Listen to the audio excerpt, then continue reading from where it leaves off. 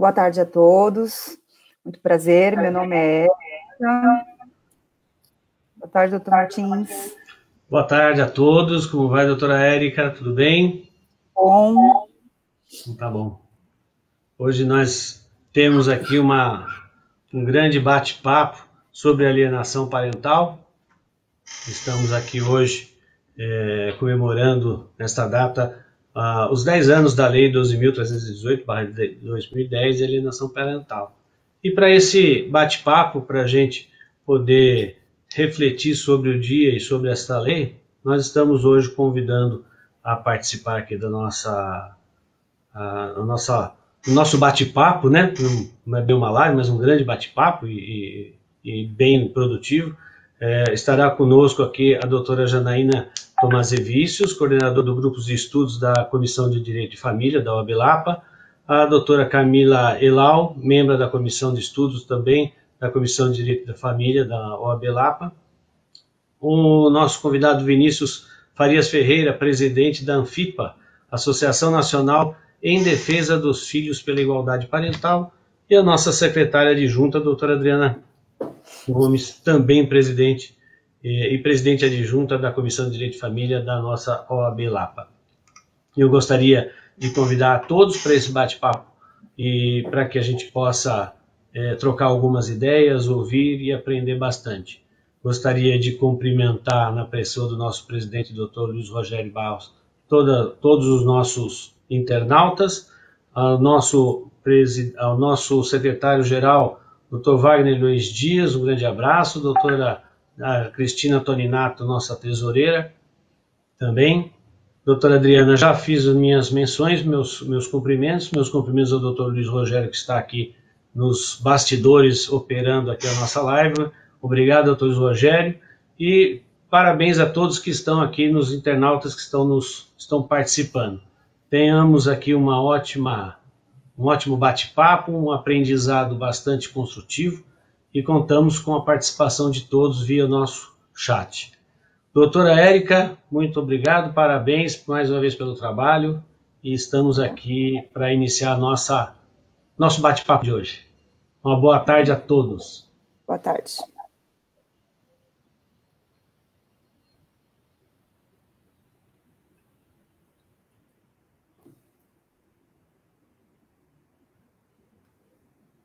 Eu gostaria de chamar a doutora Adriana Gomes, já para entrar aqui na nossa live, já dando continuidade a esse trabalho.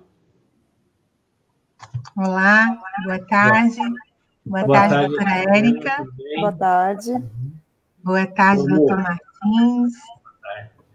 Como a gente não consegue ficar aqui em mais de 4 pessoas, eu vou pedir para o doutor Luiz Rogério me retirar, e a doutora Adriana, a doutora Érica vão tocando esse nosso bate-papo. Eu fico aqui nos bastidores assistindo, tá bom?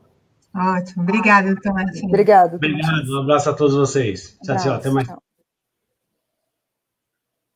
Boa tarde, doutora Érica. Boa tarde. Que também é coordenadora do Grupo de Estudos de Direito de Família, da nossa comissão. Nós temos aqui na LAPA uma comissão de Direito de Família, Sucessões, Infância e Juventude, e há pouco tempo nós criamos alguns grupos de estudo. A doutora Érica Siqueira é coordenadora do Grupo de Estudos de Direito de Família. Nós temos um grupo de estudos voltados para alienação parental, um outro para sucessões e um de infância e juventude. Então, nessa tarde, né, hoje, dia 26 de agosto de 2020, nós vamos trabalhar a temática da alienação parental, né? Gostaria de passar aí a oportunidade para a doutora Érica fazer as considerações dela, iniciais, e aí, na sequência, vamos trazer os nossos outros convidados de hoje. Doutora Érica, por favor. Boa tarde a todos. Boa tarde, doutora Adriana. Primeiro, quero agradecer a subseção da Lapa pela oportunidade de estarmos aqui fazendo esse bate-papo de um assunto tão importante, que é a comemoração de 10 anos de uma lei que é de suma importância na nossa área de direito de família, da alienação parental. Nós procuramos trazer pessoas aí que têm bastante estudo e experiência no tema, para conversarem. Na verdade, nada muito polêmico, técnico, mas para bater mesmo um papo de como vem caminhando essa lei durante esses 10 anos que ela já está em vigor. E acho que a gente já pode começar, já vamos chamar nossos convidados. Podemos começar com quem a gente chama primeiro, doutora Janaína. Quero convidar a doutora Janaína. Vamos trazer a doutora Janaína e eu vou fazer umas considerações sobre essa questão, Érica. Doutora Janaína, Olá. boa tarde. Boa tarde a todos. Boa tarde, doutora Adriana, doutora Érica, né? Gostaria de aí cumprimentar a todos na pessoa da equipe do pessoal da Lapa, na pessoa do doutor Luiz Rogério, né? Que muito nos deu e nos dá apoio nesse momento, né? Para tratarmos de um assunto tão relevante e importante, que é o tema da alienação parental, né? Cuja lei hoje completa aí 10 anos. Então, como a doutora Érica disse, vai ser um bate-papo bastante interessante, nada assim muito técnico, até porque a gente espera que pessoas que vieram em busca desse conhecimento estejam aqui conosco, né? E eu acho que é isso, vai ser um sucesso aí, e agradeço também aos nossos internautas aí que nos prestigiam nessa tarde. Ótimo. Vou convidar também para a sala a doutora Camila Brunhara, trazê-la, né, para que ela seja aí apresentada, doutora Camila. Ótimo, ótimo. Ver se a gente consegue também trocar a doutora Érica pelo Vinícius, Luiz, pode colocar na tela, o Vinícius. Vinícius é presidente da Anfipa, e ele vai falar um pouquinho para a gente também dessa luta pela igualdade parental. Vamos lá. Boa tarde, Vinícius. Tudo bem? Boa tarde a todos. Boa tarde, doutora Adriana, Camila. Eu não consigo. Está ouvindo, Camila? Oi? Camila, está nos ouvindo? Deixa eu ver se a Camila nos ouve. Bom, vamos lá. Camila nos ouve? Camila nos ouve? Acho que não. Bom, vamos lá. Hoje é dia 26, né, de agosto de 2020, nós temos aí 10 anos... Não estou ouvindo nada.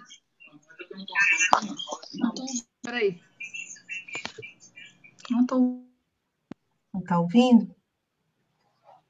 Ok, eu vou pedir para ela entrar novamente. Então, boa tarde, internautas, estou vendo o pessoal aí aguardando.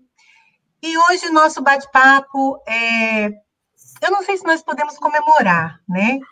E não sei se nós devemos criticar, mas o fato é que nós temos 10 anos da Lei 12.318, né? A lei que trata sobre a prática dos atos de alienação parental. E, embora essa lei tenha vindo com um texto muito claro, né, com relação... A lei trata de síndrome de alienação parental, e é importante, desde já, destacar que os atos de alienação parental, eles vão se perpetuando até que a gente consiga um diagnóstico que vem da medicina, né, esse termo síndrome. São situações muito corriqueiras, então, que, na verdade, a gente fala de uma prática muito antiga, e de uma lei muito nova. Nós temos uma lei de 10 anos definindo uma prática que já acontece lá de trás, né? E a Camila foi justamente convidada com esse foco, né? Porque ela faz parte do nosso grupo de estudos, e nós pedimos para que a Camila fizesse um retrocesso aí da lei, como é que aconteceu, mas quem conhece a mitologia sabe que lá atrás nós já tínhamos uma figura de uma mulher que separada, né? Que triste, que irritada, uma mãe, ela já vinha aí irritada com a separação, ela acabou matando os filhos, né, e entregando esses filhos para o pai. E é muito importante nós pontuarmos nesse primeiro momento de bate-papo que nós não estamos tratando aqui de uma prática de gênero, não é? A alienação parental não é uma questão de gênero. Nós temos uma questão de poder. Quem pratica alienação parental é qualquer pessoa que tem acesso a uma criança ou a um idoso. Eu sempre trago essa temática para a questão do idoso também. A alienação parental, os atos de alienação parental, eles são normalmente praticados contra vulneráveis, então, criança, adolescente, idoso, e é uma situação de poder, é quem detém um poder, é quem detém uma situação de ordem, que coloca uma certa regra para essa pessoa. Então, quando eu tenho uma autoridade sobre essa pessoa, eu posso, então, alijá-la do convívio com os demais. Eu vou ter uma criança separada do pai ou da mãe através de uma fala minha, de uma conduta minha. Então, os atos de alienação parental, eles se dão de forma muito corriqueira, muito sutil. Eu falava com os colegas numa reunião que nós tivemos antes, que nós, advogados de direito de família, nós temos aqui a doutora Janaína, advogada, a doutora Camila, advogada, e temos o Vinícius, que briga aí que representa os pais que brigam querendo essa igualdade parental. Vinícius é de uma outra área, é da área da saúde, ele é cirurgião dentista e trata essa questão no dia a dia, porque também é pai, E eu falava com eles que nós lidamos com os restos do amor. Inclusive, essa é uma fala do Rodrigo da Cunha, E por que lidamos com isso? Porque quando as pessoas nos procuram nos nossos escritórios, que eu quero chamar de clínicas, nós temos que lidar com essa situação do pai, da mãe, do casal que está triste, que está irritado, que acabou a situação de conjugalidade deles. Houve uma ruptura conjugal. E aí nós precisamos lidar com isso, dizendo para eles, olha, aqui existe a conjugalidade de vocês que acabou, mas a parentalidade não acabou. O filho não é do pai nem é da mãe. O filho é de ambos.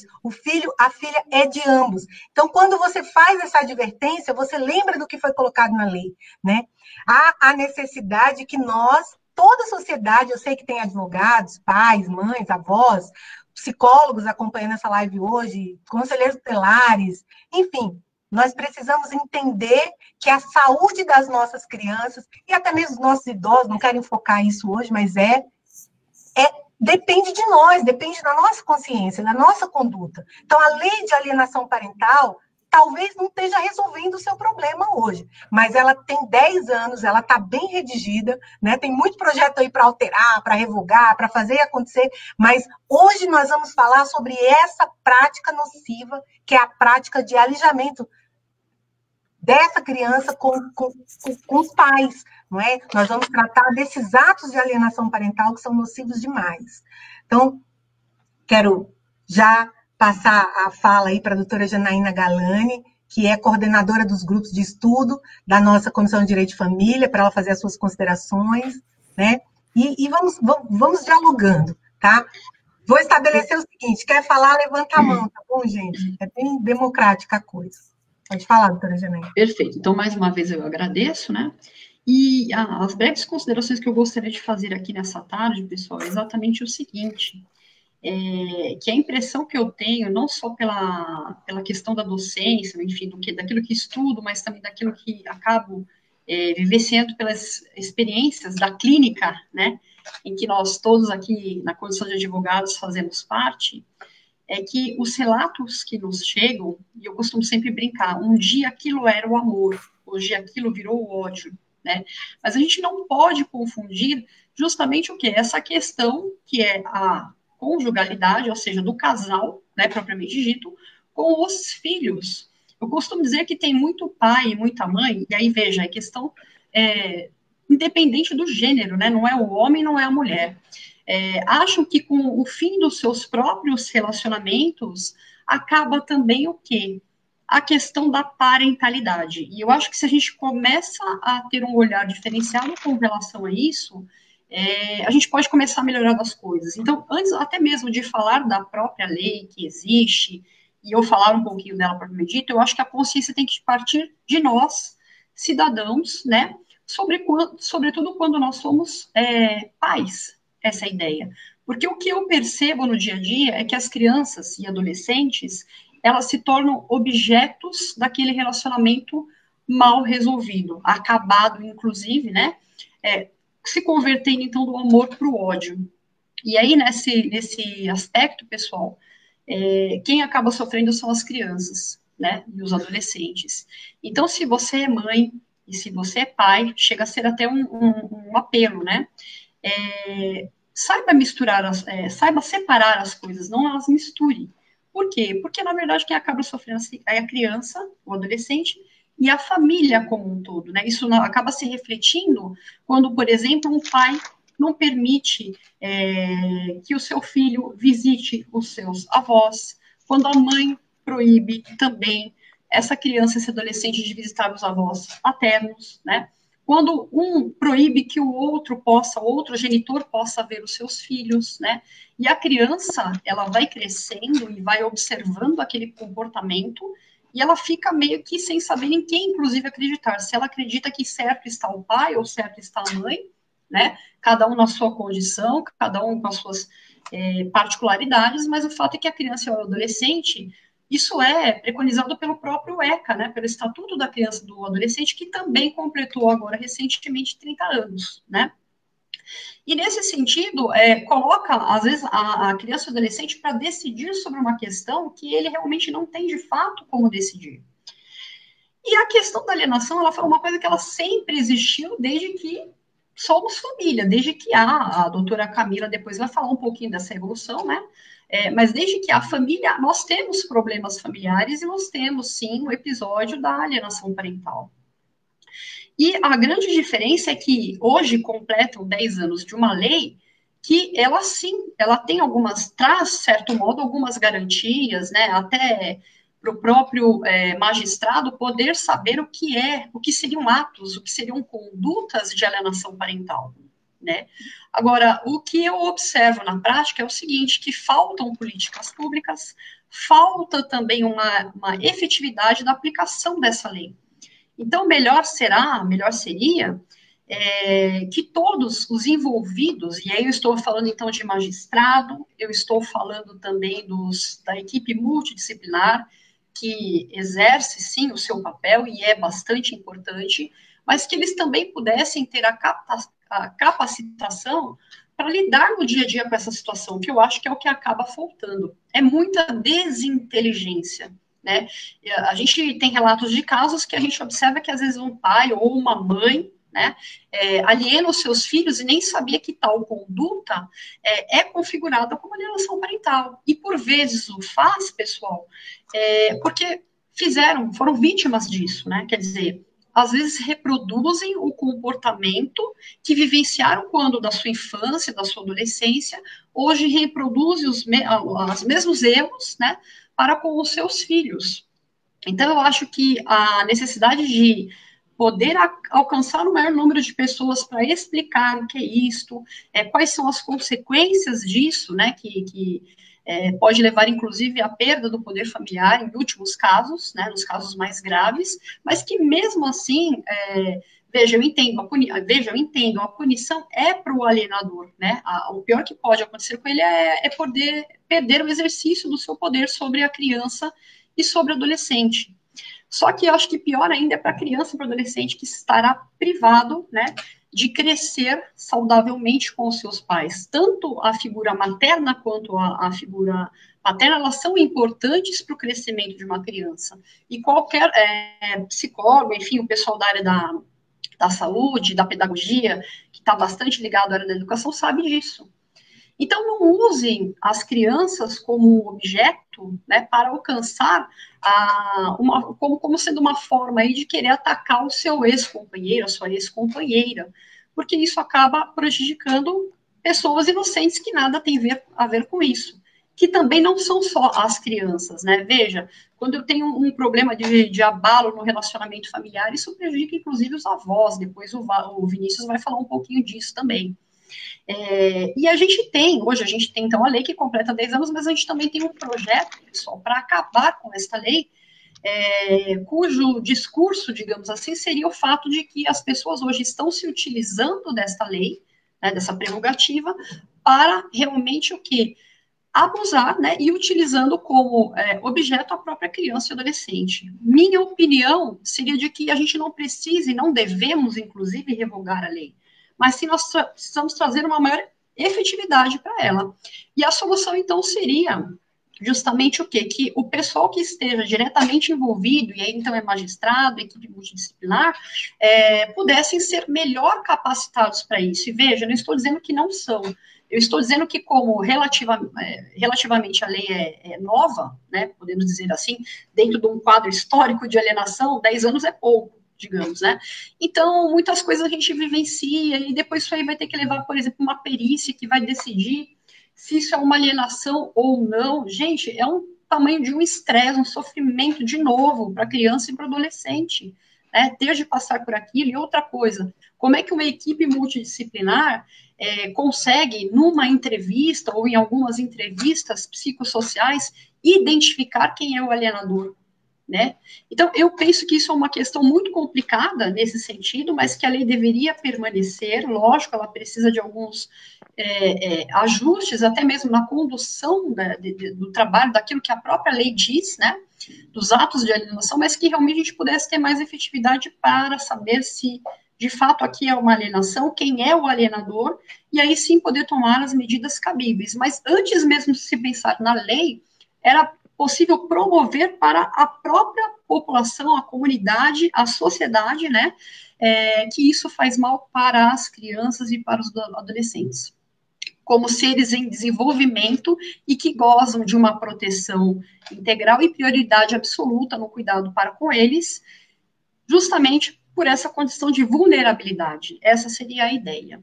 A gente, no decorrer aqui do nosso bate-papo, o pessoal vai complementando, vamos fazendo as nossas considerações. Por hora eu agradeço, né, a oportunidade aí, agradeço novamente a todos que nos prestigiam. Passo novamente a palavra, penso que para a doutora Adriana, e ela conduz aí. Obrigada. Eu não escuto a doutora Adriana. Nós já temos um chat, doutora Janaína, já bem cheio de perguntas, e eu quero daqui a pouco fazer essa visualização. Estou preocupada com o Vinícius, né, porque me parece que ele caiu, eu falei com ele agora no privado, pedi para ele entrar novamente. Né? Uhum. Eu gostaria de fazer aqui só um adendo, né, essa questão que a doutora Janaína colocou. Ver a criança como objeto, muitas vezes, faz com que o pai não pense duas vezes antes de praticar um ato de alienação parental. Mas quando você traz a criança sujeito, quando você enxerga o que vai acontecer com ele lá na frente, quando você vê que essa criança ela vai ficar disfuncional, ela não vai conseguir casar, trabalhar, viver, ser feliz, justamente porque você praticou contra ela atos absurdos, é que você enxerga, né? Por exemplo, nós temos a Lei 13.431, que fala da violência institucional. Quando que isso acontece? Quando o judiciário não dá um basta de início. Falou de alienação parental, como bem colocou a doutora Janaína, nós estamos generalizando, mas falou de alienação parental, chama os pais, vem cá, vamos conversar, vamos parar com isso. Porque senão eu vou aplicar uma multa pesada, porque senão você vai pagar por isso. Porque quando mexe no bolso, a pessoa acorda. Né? Claro que isso não é solução. Eu, Adriana, acredito em capacitação. Mas é justamente por conta dessa necessidade que nós precisamos falar, e falar, e falar. Né? O judiciário, os psicólogos, toda a equipe multidisciplinar precisa entender que há necessidade de acordar, mas principalmente pais, mães, avós, tios, todo mundo que está ligado aos vulneráveis, né, que praticam os atos. Vamos, enquanto o Vinícius não volta, ouvir a doutora Camila, ela fez aí um apanhado de como é que funcionou essa lei nos últimos 10 anos. Vamos ouvi-la? Doutora Camila, por favor. Eles estão me ouvindo bem? Sim. Boa tarde, gente. Primeiro, eu queria dizer que é uma satisfação muito grande poder estar aqui com vocês essa tarde para tratar de um tema de interesse público e de repercussão social ímpar, que é a alienação parental. Então, eu já queria deixar registrado aqui o agradecimento ao presidente da OAB Subseção Lapa, Dr. Luiz Rogério Barros, por abrir esse espaço para a gente e permitir que a gente dê publicidade a esse debate que já vem sendo efetuado no nosso grupo de estudo, né, vinculado à nossa comissão, a Comissão de Direito de Família e Sucessões. E é importante debater mesmo, não só para levar a público o conhecimento da legislação, mas também para contribuir com a conscientização do próprio alienador. Então, antes de eu ter que entrar nessa questão, que na verdade vai ser o meu fechamento, eu queria fazer uma breve incursão histórica para explicar como que surgiu, em que contexto histórico a gente se encontrava quando essa lei foi editada, né? A lei tem 10 anos, o que não importa concluir que a alienação acontece só há 10 anos, a alienação ela é uma prática muito antiga, como a doutora Adriana bem falou, daquele mito grego lá de Medeia, que ela matou os próprios filhos porque não aceitava o fato do marido ter se apaixonado por uma princesa. É claro que é um exemplo drástico, né? Mas a gente sabe que às vezes a conduta do alienador ela quase que mata em vida, porque tem perdas que são irrecuperáveis para a criança. E o que a gente tem percebido na evolução da normativa no direito de família é que, enquanto o Estado ele tira um pouco da intervenção dele nas decisões individuais nossas, de poder ter liberdade para se divorciar quando um dos dois quiser, que era uma coisa que antigamente jamais poderia se aceitar. O desquite, a mulher era considerada não quite com a sociedade, era uma situação inadmissível, era uma outra realidade. Então, à medida que houve uma mudança na estrutura familiar, a evolução normativa ela vem acompanhando isso de uma forma muito coerente. Então, por isso que eu acho que é importante a gente falar por que esse tema está sendo tão falado hoje, alienação parental. Porque certamente tem acontecido com mais frequência, porque mais divórcios estão acontecendo, porque a mulher ela está numa situação estrutural dentro da família completamente diferente da que existia há anos atrás. Se antes a mulher tinha um papel de cuidar dos filhos, da família, manter a harmonia do lar, e não podia se separar porque ela seria uma desquitada, olha só, mas que vergonha. Hoje não, hoje a mulher ela está edificada no seu papel social e tem muito mais liberdade para continuar ou não no casamento, como um homem também, né? Isso tudo em respeito aos desejos de cada um. Nós somos sujeitos de desejos. Então, nós não estamos felizes, o Estado não tem o direito de impedir que a gente se separe. Então, aí houve uma evolução normativa, se antes tinha que ter 2 anos para separar, agora já não precisa mais desse prazo. Então, a gente vê que a lei ela vai evoluindo para atender os desejos dos sujeitos, né, nosso. Só que a criança ela é um sujeito de direito que está ficando desamparado. Então, à medida que o Estado ele dá liberdade para os indivíduos tomarem decisões, de viverem em multiparentalidade, por exemplo, isso tudo vem sendo trabalhado aí na questão normativa. A gente vê que a criança, como sujeito de direitos, ela precisa de uma proteção. Então, o Estado ele faz o trabalho inverso. Ele vai fazendo uma evolução normativa para ter, criando instrumentos cada vez mais incisivos para intervir e proteger a criança. É justamente o contrário do que é feito com relação às nossas decisões, né, pessoais. Então, em que pese a lei ter entrado em vigor só em 2010, esse debate a respeito do ato de alienação parental ele já existe nos Estados Unidos desde 1980. E a gente percebe a preocupação maior do Estado à medida em que a mulher vai tendo uma emancipação, a gente percebe paulatinamente também uma intervenção maior do Estado no sentido de cuidar dessas crianças, desde a Constituição de 88, onde foi feita expressamente alusão ao princípio do melhor interesse da criança e do adolescente. Então, a gente já começa ali em 88 com a previsão desses princípios na Constituição Federal, e aí isso foi evoluindo com a edição do Estatuto da Criança e Adolescente, em 1990, e com a intensificação também de políticas públicas voltadas à proteção da criança e do adolescente, justamente para responder a essa mudança estrutural familiar, né, que vai acontecendo à medida que a mulher vai se emancipando, né?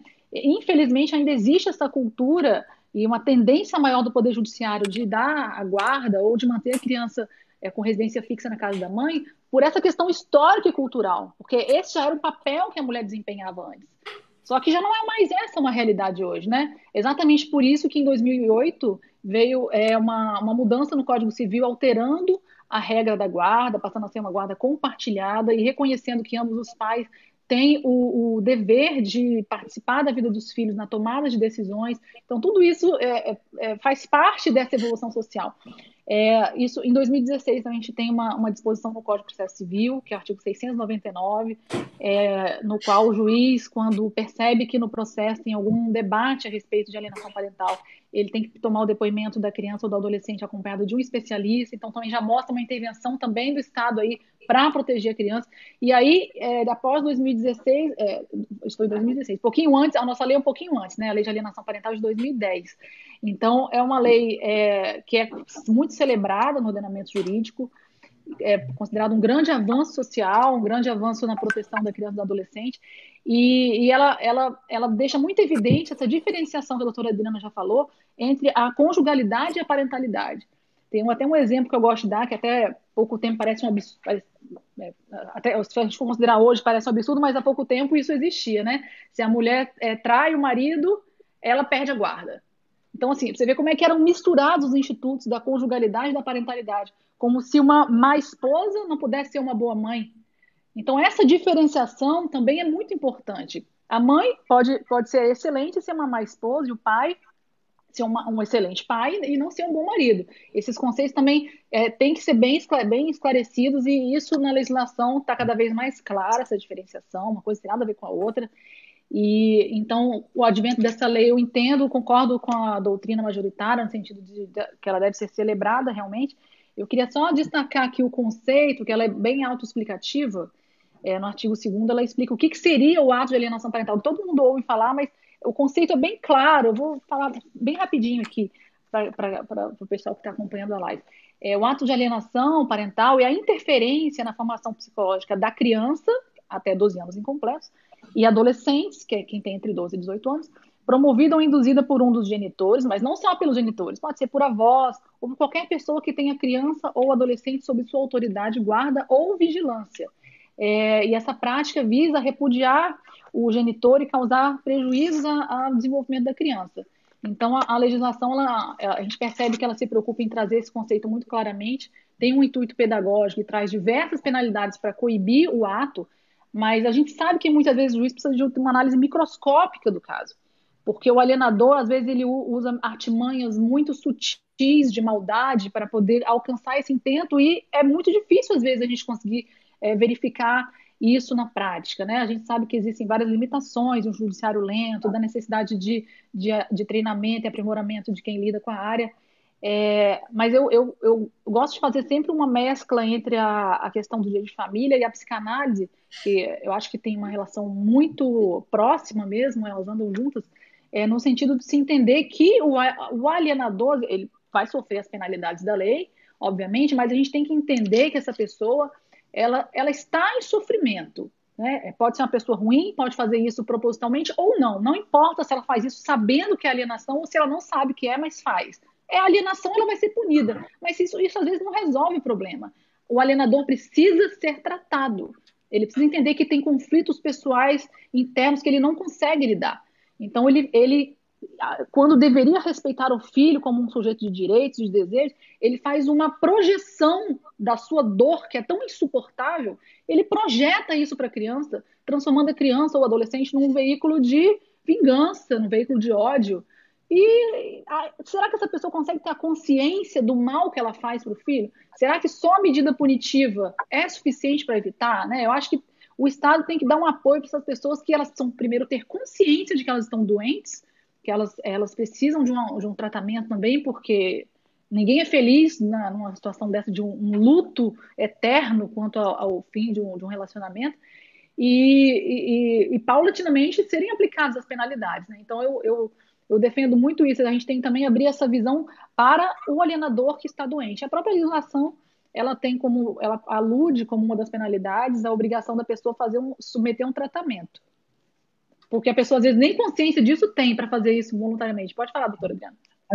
Essa questão que a doutora Camila vem levantando é de extrema importância. A gente percebe o seguinte: a lei, ela está bem redigida, ela separa conjugalidade e parentalidade. Uhum. Ela define muito bem os termos, mas nós temos um problema cultural em torno dessa situação toda. Eu gostaria até de falar um pouco mais, mas eu quero muito ouvir o Vinícius dizer. Eu quero que o Vinícius diga para nós como é que surgiu a Anfipa, né? Porque a fala do Vinícius hoje é a fala de muitos pais, mães, avós alienados, que sofrem com os atos de alienação. Então, eu quero que o Vinícius fale agora. A fala é do Vinícius. Então, primeiro eu queria pedir desculpa, né? Eu estou com a NET e a NET está me derrubando, vocês já perceberam, né?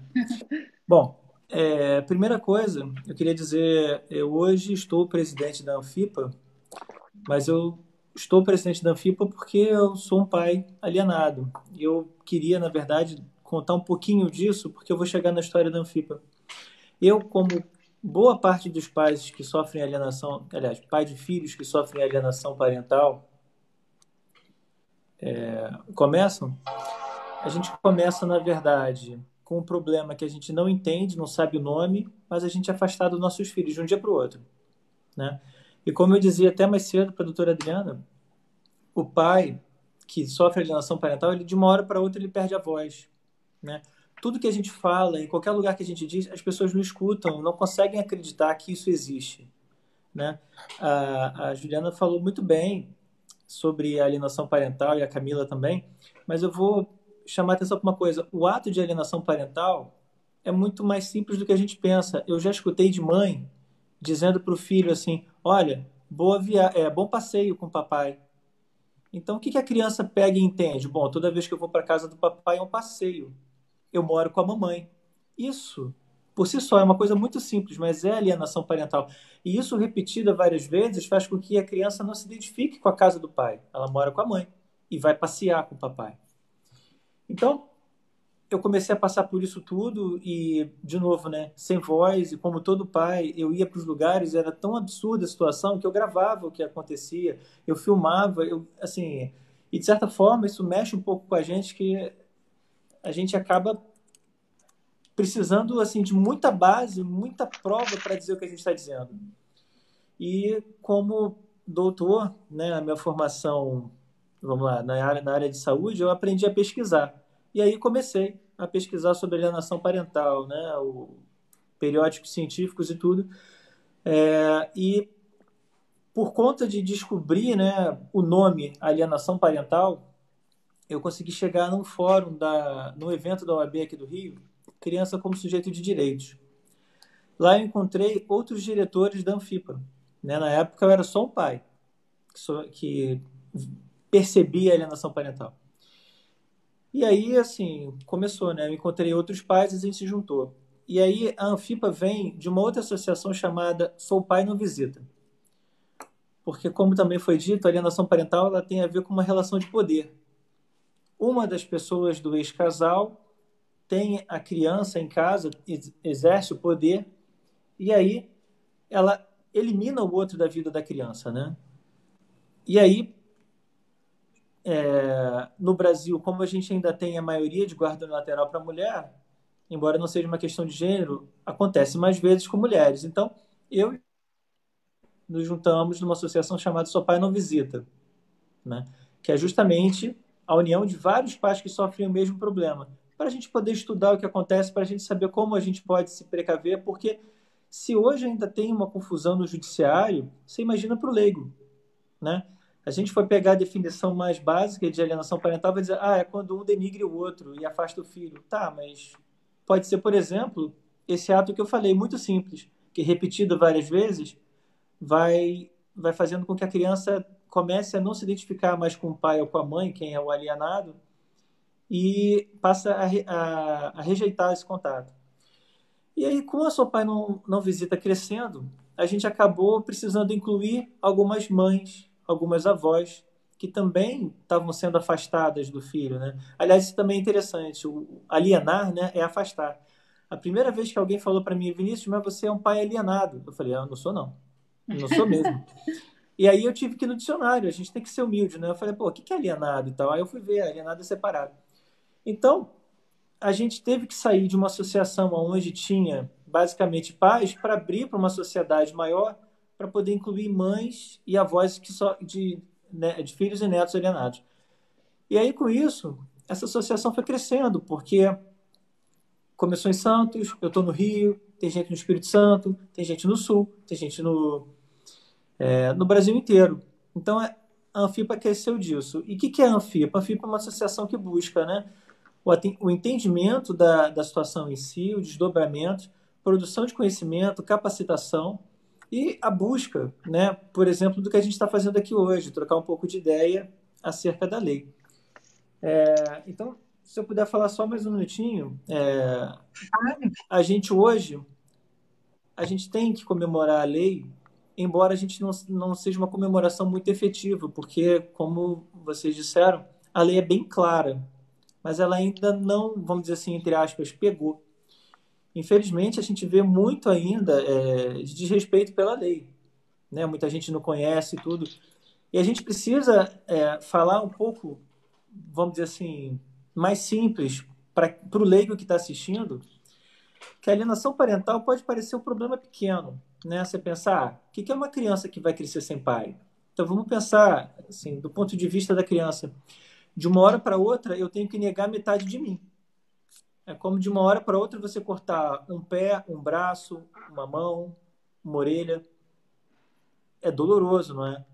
Mas essa imagem é muito bem que a criança sofre, porque isso vai trazendo transtornos na cabeça da criança. Por exemplo, ela não consegue mais se relacionar na vida adulta, porque ela cresceu com pai e mãe, de repente ela foi obrigada por um deles a odiar o outro. Então essa criança tem problema. E aí a gente tem vários estudos, né, na literatura científica dizendo que a criança ela se torna mais ansiosa, se torna depressiva, existe a chance de alguns transtornos alimentares, por exemplo, como obesidade em criança, existe a chance de suicídio em crianças, que é a segunda maior causa de morte entre crianças. Então, assim, a gente está falando de uma criança doente, mas que não para doente só na infância, porque ela cresce. E ela cresce e se torna um adolescente doente, que pode se envolver com criminalidade, com prostituição, com abuso de drogas, com abuso de álcool, suicídio de novo. E, em termos de adulto, é um adulto incapacitado, é um adulto que vai precisar de ajuda da sociedade para poder ir. Então, assim, quando a gente nega um pouco a alienação parental, e aí que eu acho importante falar, né? Eu estou aqui pedindo ajuda da sociedade para entender o problema e atuarem nisso, a gente não pode ser conivente. Porque quando a gente nega a alienação parental, a gente está condenando milhões de crianças no Brasil e no mundo a precisarem sempre de alguém, elas vão estar sempre dependentes. E também, como foi dito, a gente tem uma pessoa que aliena, né? O alienador, pode ser homem ou mulher, é quem tem a guarda da criança. Essa uma pessoa adoece a criança, o outro genitor, a família do outro genitor. Então é muito importante a gente comemorar que essa lei existe e também ter pé no chão para dizer, olha, a gente precisa fazer muita coisa ainda, né? E eu queria até agradecer novamente a chance de a gente estar falando isso aqui na OAB da Lapa, né? Falando para advogados que estão militando aí nessa área também. Sabe, Vinícius, ouvindo a sua fala, ouvindo a Camila, ouvindo a Janaína, nós ficamos preocupados em falar, repetir, né? Quando o Vinícius começa a fala dele, e quando ele fala da Anfip, quando a gente lembra da igualdade parental, nós ficamos pensando se todos sabem o que é isso. Porque nós vivemos, a Camila colocou bem isso, nós vivemos uma cultura de que a mãe, né, e mesmo sabendo que a questão da alienação parental não é uma questão de gênero, nós sabemos, como bem disse a doutora Janaína, como disse o Vinícius, 90% das guardas unilaterais são dadas às mães. Nós sabemos que há uma cultura de que a mãe vai fazer o amor de mãe, ela vai fazer de qualquer jeito o melhor para o filho. Mas isso não é verdade. E eu falo aqui como mãe. Eu falo como mãe. Eu falo como alguém que não quer ser mãe. Tá? No Dia dos Pais eu recebi umas mensagens, olha, você é uma mãe que corre atrás, que faz, que acontece. Não. Eu só quero a condição de mãe. Os meus filhos têm pai, e eu quero que o pai exerça a condição de pai. O pai exerce a condição de pai para dar todo o amparo que a criança precisa para desenvolver. E isso é importante. Mas o que nós percebemos culturalmente é que quando a mãe vai e fala qualquer coisa, o judiciário, querendo ou não, acata isso. Então, quando nós propomos, por exemplo, numa audiência conciliatória, o pai vai dormir 2, 3, 4 vezes com a criança. Não, vamos ver, vamos discutir, vamos estudar. Por quê? Quando eu falo que lidamos com os restos do amor, eu quero dizer que esse pai e essa mãe fizeram essa criança juntos. Eu não estou dizendo que os pais não erram ou que as mães não erram. Nós temos péssimos exemplos de pai. Também temos péssimos exemplos de mãe. Mas vamos falar dos bons exemplos. Vamos falar do pai que sabe banhar, que sabe trocar, né? A mãe que dá o melhor, que cuida e tal. E o Vinícius colocou uma coisa hoje, um pouquinho, já vou tirar e falar hoje cedo, que eu acho que ele talvez fale disso. O pai que sai sozinho com a criança, culturalmente, ele não acha um trocador no banheiro masculino. Ou seja, a questão não é só do judiciário, não é só o judiciário com olhos tapados para isso. E eu não estou generalizando, Porque nós temos juízes maravilhosos que na primeira audiência diz, olha aqui, ou acontece igualdade parental, ou eu vou dar multa nos dois aqui. Eu vou aplicar multa para os dois que não permitam esse elo, que quebrem esse elo entre os filhos. Eu já ouvi isso várias vezes. Pode falar, Vinícius. A gente precisa falar que, assim, tem que se tomar muito cuidado com o que se pede, né? A gente está vendo aí, há quase 100 anos, as mulheres falando que estavam sobrecarregadas com a vida em casa, com as crianças educando. E a gente está vendo as mulheres conquistando o mercado de trabalho. A gente vê aqui, não à toa, eu estou com 3 mulheres super competentes, plenas na profissão, nas suas áreas de vida. E eu acompanhei, enquanto filho, muitas amigas da minha mãe dizendo, mas poxa, o pai do meu filho está sempre trabalhando, como seria bom se ele estivesse aqui.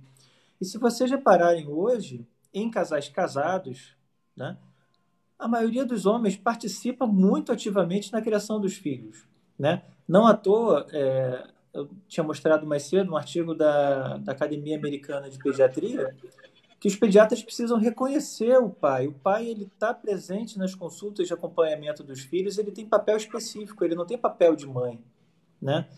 Então, assim, a gente vê, por um lado, uma sociedade que clama por pais mais participativos, mas a gente vê, por outro, que quando se tem um divórcio, a gente exclui esse pai com muita facilidade da vida da criança, né? Isso é uma coisa que a gente tem que pensar em termos de sociedade. Ora, peraí, então o que vocês querem? Vocês querem pai que participe ou que não participe mais? Porque a questão da alienação parental parece, né, ver com uma cartilha onde, quando tem a separação, por algum motivo aquele pai vira um monstro, né?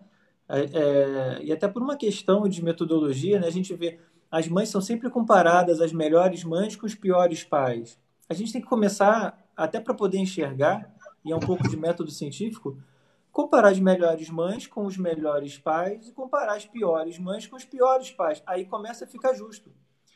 Porque essa história, você falou de pai, né? Pai não existe.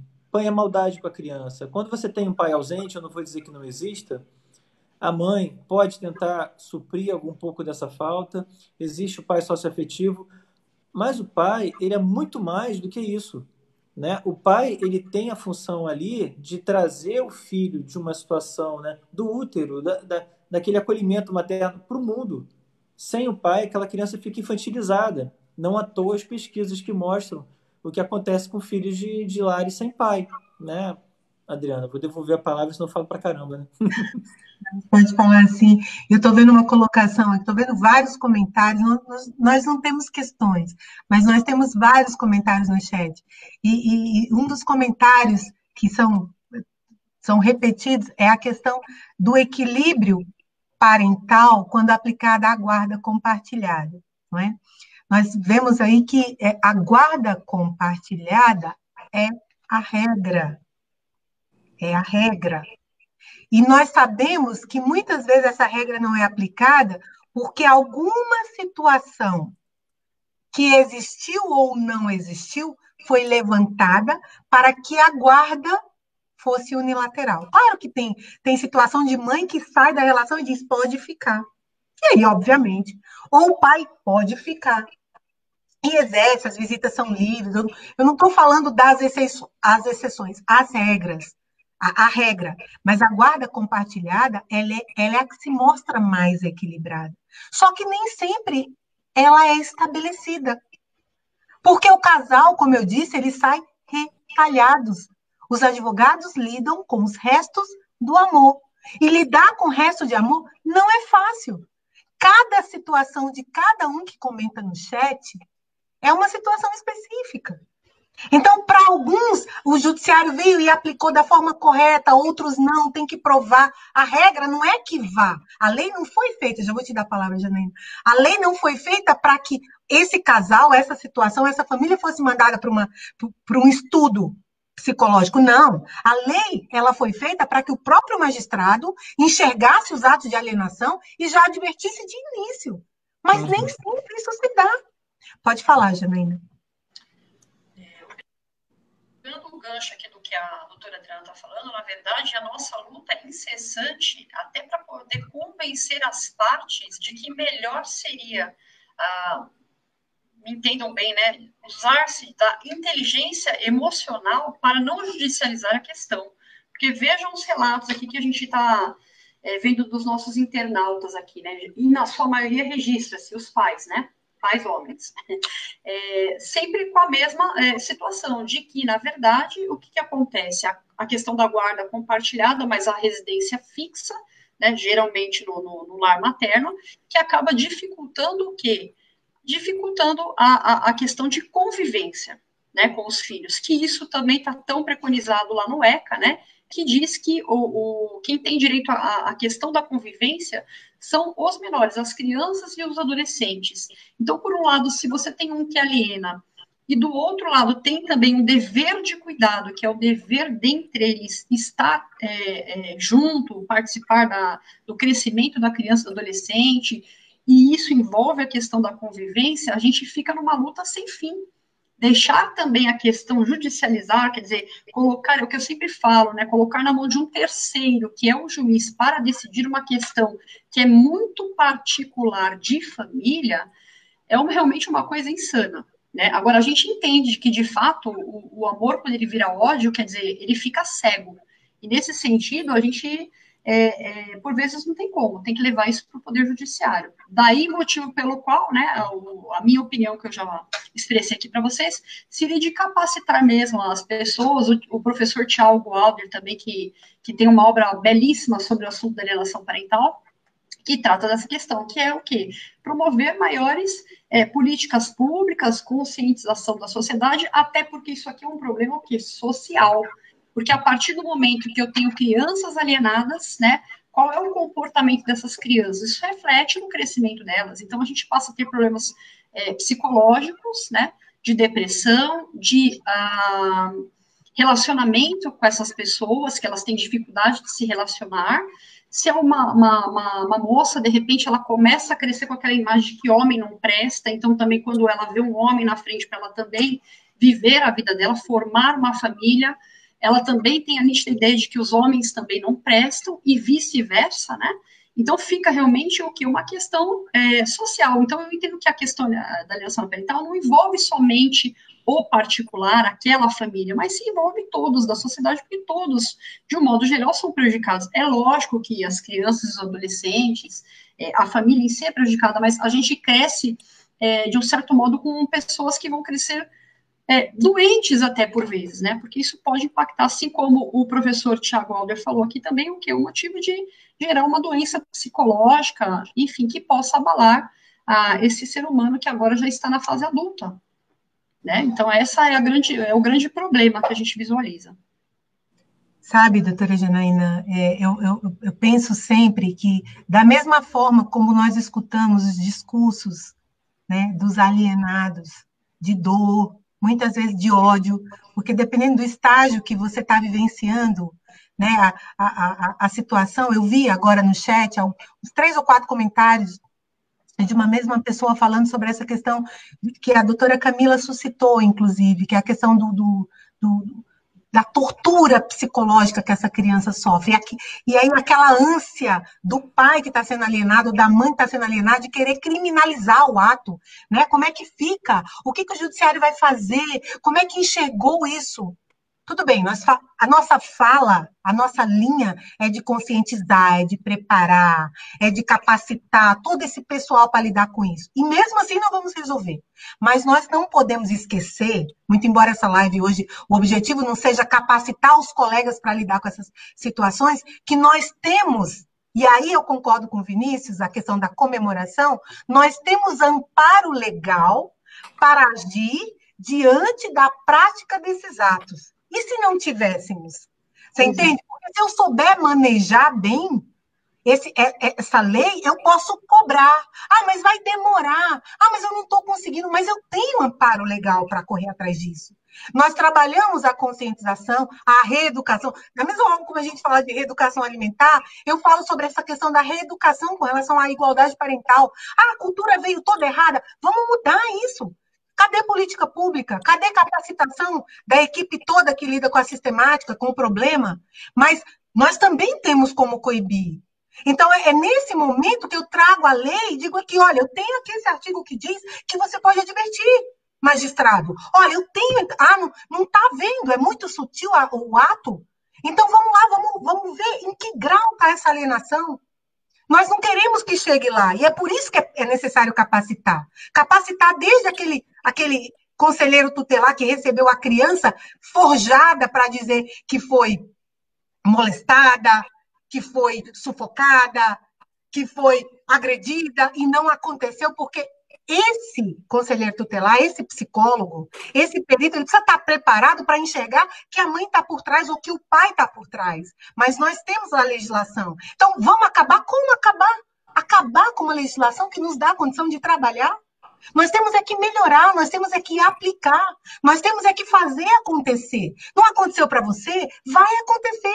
Se nós não nos unirmos, e hoje eu ouvi um áudio falando, olha, lembra quando aquela moça, esqueci o nome, ficou do goleiro Bruno, esqueci o nome, ficou dizendo que ele estava tentando matar, ele estava tentando agredir, ele estava... E aí, depois de um tempo, hoje, se a mulher chega e relata, ela sai com a protetiva dela.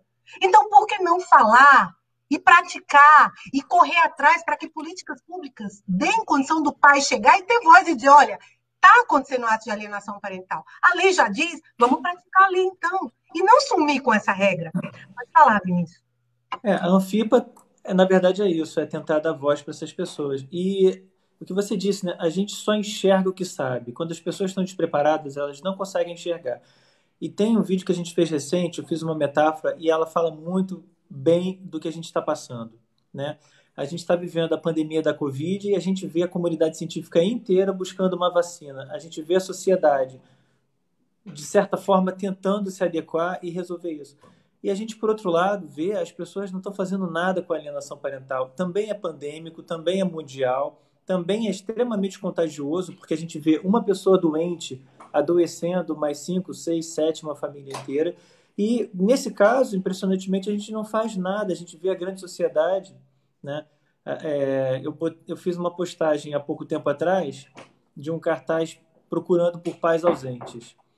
E eu fico impressionado como uma postagem dessa teve reações de risada. Por exemplo, pessoas olham aquilo e riem. Não, gente, alienação parental não é motivo para dar risada, sabe? A gente tem hoje crianças adoecidas, adultos adoecidos e uma sociedade que está negando isso. Então, assim, a gente precisa que as pessoas que lidam com o problema se capacitem, mas da mesma forma a gente precisa que as leis sejam cumpridas, né? Você tinha falado da guarda compartilhada. Uma boa maneira de diminuir a alienação parental é, por exemplo, cumprir a lei da guarda compartilhada, que há bem pouco tempo atrás eu dei uma pesquisada, eram 10% das guardas em 2017, como uma lei desde 2014 é aplicada dessa forma. Só 10% dos casos de divórcio com guarda compartilhada. E a gente tem outras coisas, né? Existe uma série de medidas que as pessoas tomam para alienar, por exemplo, como uma mudança de endereço. Você começa com um processo numa cidade, né? Aí, bem ou mal, o processo está andando e tudo, a pessoa vai, pega o filho e vai para outra cidade. E começa tudo de novo, do zero. Esquecendo do perigo em mora, né? A gente está falando de uma criança. 2 anos para um adulto pode não ser muita coisa, mas 2 anos para uma criança é muita coisa. Em 2 anos, ela muda completamente. E a gente vê o seguinte, o estresse da separação é muito grande para a criança. E isso causa transtornos para o resto da vida dela. Vou dar um exemplo. Com 1 ano, a criança está aprendendo a falar. Quando a criança enfrenta problemas de divórcio, de autoconflito, e hoje em dia a literatura fala 80% dos casos de divórcio litigioso, de autoconflito, resultam em alienação parental. Então, essa criança com 1 ano, ela não vai aprender a falar. Ela não vai aprender a falar por boa parte da infância e quando ela for um adulto, ela vai ser comprometida para falar, por exemplo. Olha o tamanho do transtorno que é criado. E as pessoas ainda parece que não querem ver. É como se eu negasse agora que a Covid está matando gente pelo mundo. Entende? A gente precisa chamar a sociedade até de forma mais simples para dizer, olha, a alienação parental é contagiosa, de certa forma, né? Porque uma pessoa doente aliena, adoece todo o resto. E a gente tem mecanismos para atuar, mas não está querendo atuar. Porque a impressão que dá é isso, né? A gente tem que convencer a sociedade ainda para que a lei passe a funcionar.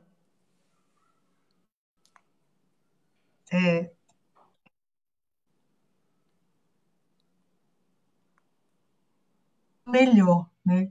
Isso é do Rodrigo Cunha, também da Cunha, e ele fala muito sobre isso no livro, e eu não sei, mas eu penso que nós precisamos enaltecer os bons exemplos, né? Tem muito magistrado aí fazendo a coisa certa, né? Tem muitos não fazendo, né? Por quê? Há toda uma subjetividade a analisar nessa questão, né? Mas tem muita gente fazendo trabalho bem feito, tem muito conselheiro tutelar atendendo e dizendo, olha aqui, alienador, parou, chega, vamos apurar isso agora, acabou. Tem muito psicólogo fazendo laudo direitinho, quando chega nesse momento, não é? Tem muita gente fazendo coisa boa. Você vê que no Rio de Janeiro, os magistrados lá, a escola de magistratura, foi fazer o curso para saber o que é o ato, o que é... Nossa, mas depois de 10 anos... Tá, mas o pessoal está preocupado. Por quê? Porque existem falas como essa nossa. Não adianta, porque numa live a gente não vai resolver o problema. Mas 100 lives, 1000 congressos, 1000 webinars, não sei. Vamos fazer acontecer. Onde você está? Uma andorinha não faz verão, uma andorinha sozinha, mas várias juntas fazem. Tem como coibir, sim, tem como conscientizar, sim. Ah, mas o problema é antigo, a mãe, a conjugalidade, a parentalidade. Nós podemos falar, nós podemos fazer. No meu escritório, na minha clínica, né, eu posso dizer, ó, parou. Vai praticar ato de alienação? Não vou fazer. Está lá no meu contrato de prestação de serviço. Se você praticar, eu vou rescindir, você vai me pagar de qualquer jeito. Estou falando com as colegas advogadas, com a Camila, com a Janaína e com vários que estão aí no chat. Existem formas. Essa questão da guarda compartilhada, vamos estabelecer de pronto. Nem sempre dá. Às vezes o juiz até tenta, nem sempre dá. E para o magistrado, para o desembargador, tem um aviso do ato, da prática do ato. Abre o olho, vê direito. Eu vi aqui, medida protetiva só serve para isso. Eu concordo, tem muita medida protetiva que não deveria ter sido concedida. Tem muita coisa ruim, tem muita denunciação caluniosa, tem muita mentira nessa história, mas tem muita gente que precisa. Tem muita mulher e tem muito homem que sofre violência física. Nós não podemos generalizar. As regras são para ser bem analisadas. É como uma caixa de remédios. Pensa bem, antes de tomar um remédio, o que você faz? Mesmo que o médico te prescreva, você lê a bula, você lê lá para que serve. Como é que eu vou utilizar isso aqui? O mau uso dos remédios é que muitas vezes traz problemas, né? Mas eu quero parar também, Vinícius, que eu também falo muito, eu quero dar oportunidade para cada um de vocês fazer as considerações finais, porque nós já temos 1h05 de live, e daqui a pouco alguém me chama e manda eu parar, e eu não quero que isso aconteça. Então, vou passar para a doutora Camila, para ela fazer as considerações finais dela, e depois para a Janaína, e depois para o Vinícius. Bom, eu queria dizer que eu concordo com essa sua fala, doutora Adriana, no sentido de que os debates, eles contribuem muito para o aprimoramento da própria norma, né? Quanto mais a gente debate, mais consciência a gente vai ter do problema, e mais a gente vai poder ter condições também de sugerir aperfeiçoamentos na norma. Nenhuma norma é perfeita, mas toda norma pode ser melhorada. Então, isso tudo depende do nosso empenho, do nosso bom trabalho, né? Nós, como advogados, de instruir os nossos clientes no sentido do que não admitimos, não temos como advogar para clientes que fazem essa prática da alienação parental, e continuar fazendo debates e dando publicidade, né? Eu acho que a gente está no caminho certo. É isso mesmo. Obrigada a todos aí, os internautas que nos assistiram. Obrigada, doutora Adriana, doutora Janaína, Vinícius. Foi muito bom estar com vocês hoje. E vamos continuar fazendo esse trabalho aí de publicidade, divulgação de um tema de relevância social e interesse público. Um abraço para todo mundo. Obrigada. Obrigada, Camila, que está lá no Espírito Santo, mas faz parte do nosso Vinícius, grupo. está me escutando? Oi? Muito então, bom. Se você quiser fazer suas considerações finais, eu vou passar a palavra para você de volta. Okay. Eu não estou te escutando. Janaína, você pode fazer as suas considerações finais, por favor? Então, eu queria dizer que realmente eu vejo aqui a insatisfação de muitas pessoas aqui, não conosco, mas com o relato das suas experiências próprias, né? E a ideia que eu queria transmitir para vocês aqui nessa tarde é o seguinte: a lei existe, que bom que ela existe, né? Porque se não fosse ela seria pior ainda, é óbvio, evidente, e que a nossa luta é incessante, assim como a de vocês também, para poder fazer a justiça, né? Fazer um país melhor nesse sentido, sobretudo aí podendo assegurar, né, o melhor interesse das nossas crianças e dos nossos adolescentes, que são as maiores vítimas. Então, a ideia é que a gente não cesse, né? E essa luta é nossa e essa luta é de vocês também, né? Que possa aí propagar o maior número de informações a respeito do que procurem se informar. Vocês, né, que são pais e que são mães, aí procurem fazer uma autorreflexão das coisas que acontecem, para ver se, sem querer, vocês também não acabam, por vezes, cometendo atos de alienação parental, que não é a síndrome, não é exatamente a doença, né? E como ser humano, acho que todos podem ter a oportunidade de falhar, mas melhor ainda do que falhar seria procurar o quê? Melhorar e corrigir os nossos erros, né? Então, é nesse sentido a reflexão que eu deixo para vocês aqui nessa tarde. Convido a todos aí para poder estudar mais sobre o assunto. A gente está trabalhando, produzindo bastante coisa bacana aí para poder auxiliá-los, né? E a participação de vocês é sempre muito fundamental. Nesse sentido, eu gostaria de agradecer mais uma vez, né, a subseção Lapa pela oportunidade, na pessoa do Dr. Luiz Rogério, que é o nosso presidente, a doutora Adriana como presidente adjunta e também responsável no momento pela comissão como um todo, né, e os demais colegas aqui, doutora Camila, o Vinícius, que esteve conosco aí, doutora Érica, né, e um grande e forte abraço para todos vocês. Obrigada, novamente eu passo aí a palavra para a doutora Adriana, então. Vamos ouvir o Vinícius nas suas considerações finais. Alô, me ouvindo? Bom, queria agradecer em nome da Anfipa, em nome dos pais e mães que sofrem alienação parental, né, pais e mães de filhos que sofrem alienação parental, e parabenizar, porque a gente precisa, né, de cada vez mais espaço para poder trazer essa discussão para a sociedade. E ainda mais cedo eu escutava de um pai, né, mas a gente não tem motivo para comemorar porque a lei não pegou, a lei ela é letra morta. Bom, o que eu posso dizer é, a lei existe hoje por conta das pessoas que estão lutando há mais tempo que a gente até. E a gente consegue ver já hoje a alienação parental ser falada em novela, aparece em notícia. Então, infelizmente, a mudança não é na velocidade que a gente gostaria que fosse, mas a mudança está acontecendo na velocidade que é possível. Então, mais uma vez, agradeço pelo convite, né? Gostaria aí de deixar à disposição para se alguém quiser entrar em contato, alguma coisa, a gente tem a página da Anfipa, né? www.anfipa.com.br e .org.br, e tem as redes sociais também. Bom, quero agradecer aí, né, já saíram da tela a doutora Janaína, a doutora Camila, ao Vinícius, não é? Algumas lives, elas terminam com um sorriso na cara, né, uma sensação de que bom, eu resolvi, eu falei, eu destinei a informação e essa informação chegou no ouvido, né? Mas essa live é diferente, né? Essa live é uma live que você começa e termina com uma sensação, infelizmente, de impotência, né? É de impotência. Para nós advogados, para as mães alienadas, para os pais alienados, para os avós, para os filhos, enfim. Para todos aqueles que sofrem os atos de alienação parental, a sensação é de grande impotência.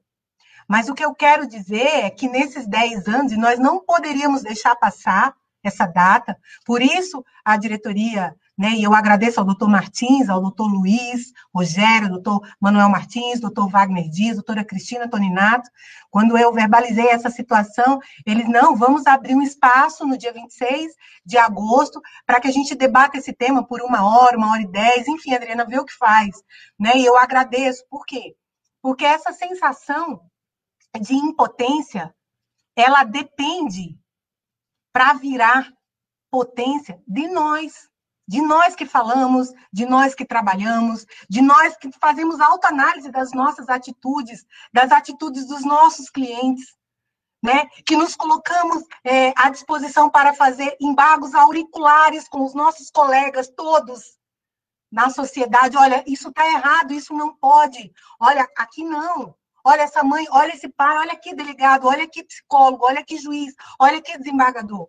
Nós temos a lei na mão, mas às vezes a gente precisa verbalizar algumas falas. Nós não podemos ficar inertes diante de uma situação gritante, não é? E isso está acontecendo. Porque tem muita gente chorando a não eficácia dessa lei, porque nós muitas vezes nos calamos. Então eu não vou terminar essa live feliz, sorrindo como nas outras lives. Não. Eu termino a live dizendo que é necessário capacitar, é necessário que haja uma união, nós precisamos fazer acontecer. Para quê? Para que nós tenhamos uma geração futura. Eu lembro, na época que eu ainda estava estudando, todo mundo preocupado, geração futura, na época da graduação, olha, a água vai acabar, olha o sol, a camada de ozônio. E nossas crianças? É a geração futura, como é que elas vão, como é que a família vai se estabelecer se a igualdade parental é mitigada, é relativizada, sim, em qualquer instância. Ou seja, nós precisamos nos unir. Não dá para terminar a live sorrindo. Estou grata a todos os internautas que eu não nominei, a todos os colegas que fazem parte da Comissão de Direito de Família e Sucessões, da OAB Lapa, aos colegas dos grupos de estudos, aos outros colegas das comissões, todas as comissões da Lapa, eu vi a mulher, eu vi as outras comissões, Comissão da Mulher, Comissão de Direito de Trabalho, enfim, não dá para nominar. Todos, 4 horas da tarde, prestigiando, aos pais, pessoal da Anfipa, não é? Clientes que estavam ouvindo, muito obrigada por estarem participando. A sua participação, quando você compartilha, quando você fala, você faz algo mudar. Pessoal do AISMEN, né? Eu vi agora há pouco o pessoal do AISMEN Lapa aí participando, pessoal da CM, que bom, que bom. Vamos nos unir. Não dá para sorrir, mas dá para agradecer. Né? Então, devolvo a palavra para o doutor Manuel Martins, para a doutora Érica, agradecendo por essa tarde, por essa oportunidade que nós tivemos de falar sobre a Lei 12.318, né? Que logo ela começa a ser praticada direitinho, de forma equilibrada. Muito obrigada. Passar para o doutor Manuel Martins.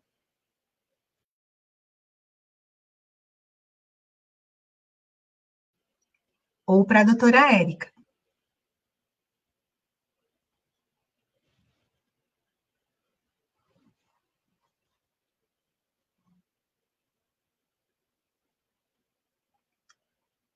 Doutor Martins, doutora Érica, vocês estão me ouvindo?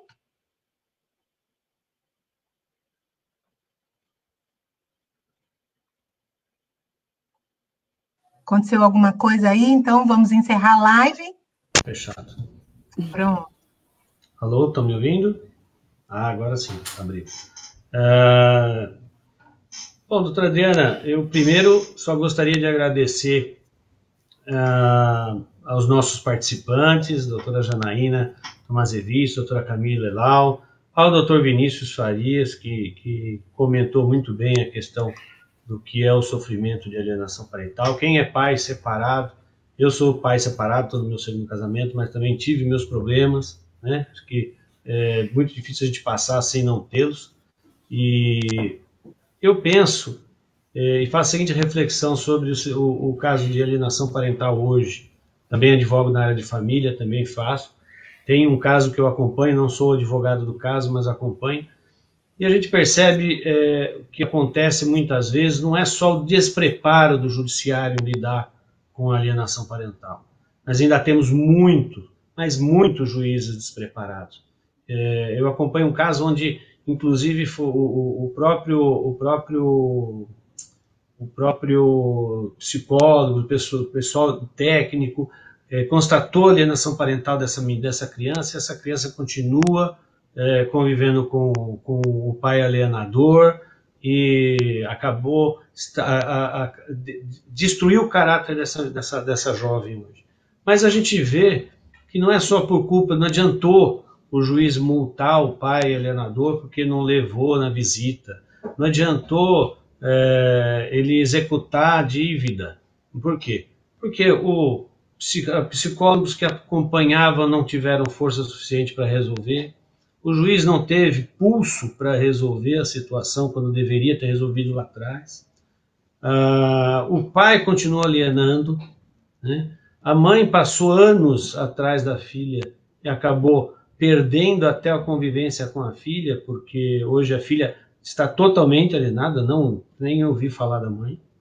E tudo isso por quê? Por despreparo do judiciário, por despreparo de um juiz, de um técnico, de um psicólogo nomeado técnico, não era nem psicólogo nomeado, totalmente despreparado.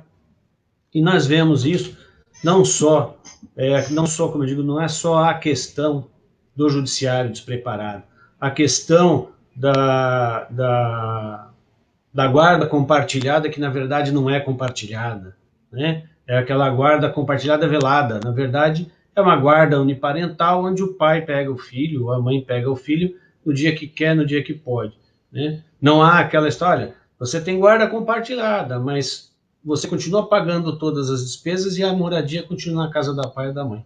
Isso não é guarda compartilhada, do meu ponto de vista, né? Então aí a gente vê muitos despreparos do juiz. E o pior, doutora Adriana, doutora Janaína, doutor Vinícius, doutora Camila, doutora Érica, o pior não é isso.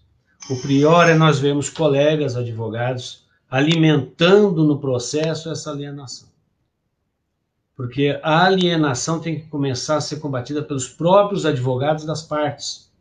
São os advogados que têm que chegar para a parte e falar: você não deve fazer isso, você não pode fazer isso, né? E muitas vezes nós estamos vendo colegas, por conta de recebimento de honorários, ajudando na prática da alienação ou escondendo a própria prática da alienação por conta do cliente dele ou da cliente dele. Isso que é pior a gente vê. Nós vemos profissionais que deveriam trabalhar contra isso, alimentando essa prática junto aos próprios clientes ou dando respaldo para que os seus clientes façam isso. Isso é mais triste ainda. Isso é muito mais triste, né?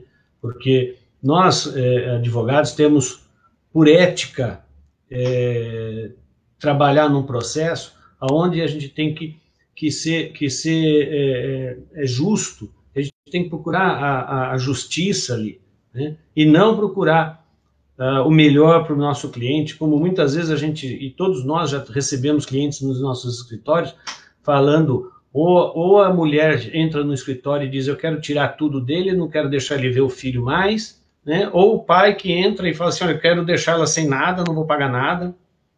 A gente está cansado de ver isso, a gente vê isso nos nossos escritórios constantemente. E enquanto muitos advogados que têm a consciência de sentar com uma mãe e com um pai e dizer: você não pode fazer isso com seu filho, nós estamos vendo muitos colegas alimentando essa ideia, trabalhando para que isso seja feito. Isso é pior ainda, isso é muito triste, porque quem faz a justiça, quem vai buscar a justiça, quem faz a jurisprudência somos nós. Somos nós que fazemos a jurisprudência. Somos nós que mudamos a mentalidade da sociedade nos nossos processos. Se nós não fizermos isso com consciência e com ética, nós não vamos conseguir mudar e não vamos ter nada a comemorar daqui a 10 anos novamente. Não é acabar com a lei ou não é comemorar a lei. É fazer com que essa lei seja aplicada e comece a ser aplicada nos nossos escritórios. É assim que nós devemos trabalhar. É sempre vendo o melhor para a criança, independente se eu estou do lado do pai ou se eu estou do lado da mãe. Nós temos que ver sempre o melhor para a criança. Esse é o nosso trabalho, essa é a nossa bandeira. Isso que nós temos que carregar. Não é a bandeira do honorário, não é a bandeira de quanto você me paga para eu fazer isso. É a bandeira de procurar o que é melhor sempre para a criança. Então essa é a reflexão que eu faço, é isso que eu gostaria de participar com todos vocês. E eu agradeço mais uma vez a doutora Adriana, a doutora Érica pelo trabalho, estamos à disposição. Aos nossos convidados, eu deixo aqui o meu grande abraço. E, doutora Érica, por favor, pode fazer as suas considerações e a gente pode partir para o encerramento também. Muito obrigado. Obrigada, doutor Martins. Obrigada, doutora Adriana. Obrigada a todos os participantes, todos os internautas, doutor Luiz. Eu Só tenho a dizer que eu sou a favor de todas as palavras do Dr. Martins, eu acho que é o que eu acredito também, além da questão da informação, né, que é o nosso papel também como advogados, a OAB também. Eu acho que a informação é muito importante, que é o que foi dito na live, muitos nem sabem que praticam a alienação, né, fazem sem saber, e quando chegam a nós, os nossos escritórios, nós temos a obrigação de informar, de mostrar, de tentar mudar. Eu acho que o nosso papel nisso é muito importante, não só perante os nossos clientes, mas na briga e na luta que nós temos diariamente com os juízes, com o assistente social, com os profissionais do fórum. Eu acho que é o papel da advocacia, sim. Então, a informação é muito importante para os nossos colegas advogados, para a sociedade e para o judiciário. Então, é um tema extremamente importante de ser divulgado, de ser dito, e não deve parar, porque são 10 anos de lei. É pouco tempo para uma legislação, nós sabemos disso, mas é muito tempo para quem sofre do problema da alienação, né? Agradeço a todos pela participação, foi um excelente bate-papo. Obrigada.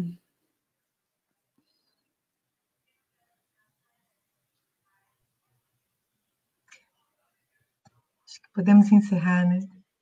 Boa tarde para todos. Boa tarde. Boa tarde. Obrigada.